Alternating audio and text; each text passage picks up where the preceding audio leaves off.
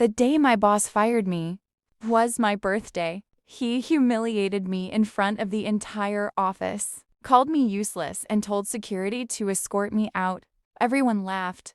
What he didn't know was that the company he just kicked me out of was secretly mine, and by the end of that week, he would be begging for his job. My name's Emily Carter, and 3 weeks ago, I was just another employee at a tech company in Chicago. At least, that's what everyone thought. I worked under a manager named Daniel Brooks. Daniel was the type of boss who loved power more than results. He yelled in meetings, stole employees' ideas, and took credit for every successful project. But somehow, he hated me the most.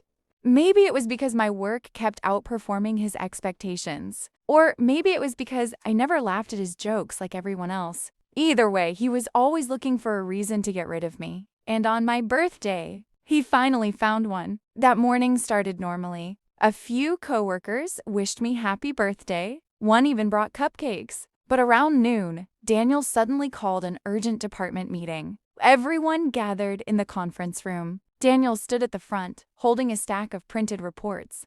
Then he looked directly at me and smiled. Not a friendly smile, the kind of smile someone gives right before destroying someone's career. "Emily," he said loudly, "care to explain why your project lost the company thousands of dollars?"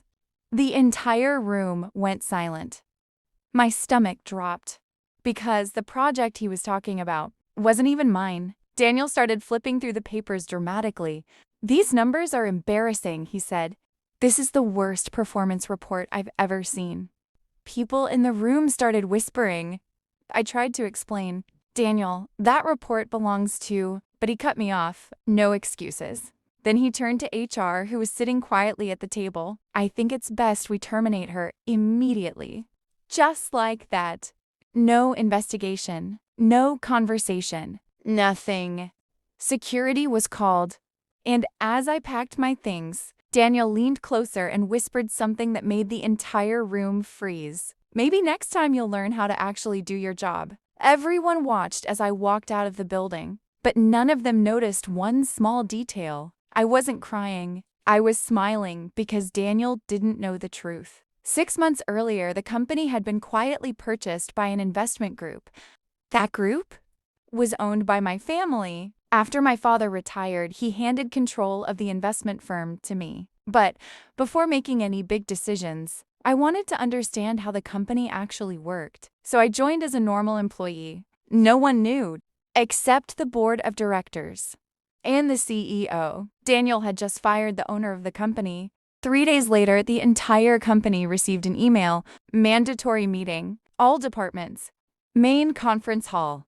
Daniel walked in confidently, probably expecting another chance to show off his authority. Instead, the CEO walked onto the stage and said something that made the room go silent. "Today, we'd like to introduce the new majority owner of this company." Then he turned toward the entrance and said my name, Emily Carter. The doors opened, and I walked in. The look on Daniel's face was unforgettable. Confusion, panic, then pure fear. The CEO continued speaking. "During the last 6 months, Emily has been observing the company internally. Unfortunately, she also discovered serious management issues." Then the screen behind us lit up with evidence. Emails, reports, projects Daniel had stolen from employees. In the false report he used to fire me. The same report. That wasn't even mine. By the end of the meeting, Daniel was escorted out of the building, the same way he had escorted me. Except this time, no one laughed, and as he walked past me, he whispered, "Please, I didn't know." I smiled and replied with the same words he once told me. "Maybe next time, you'll learn how to do your job." If you enjoyed this story of workplace revenge, comment revenge below. And subscribe for more shocking betrayal stories every week. Because sometimes the people who think they have the most power are the ones about to lose everything.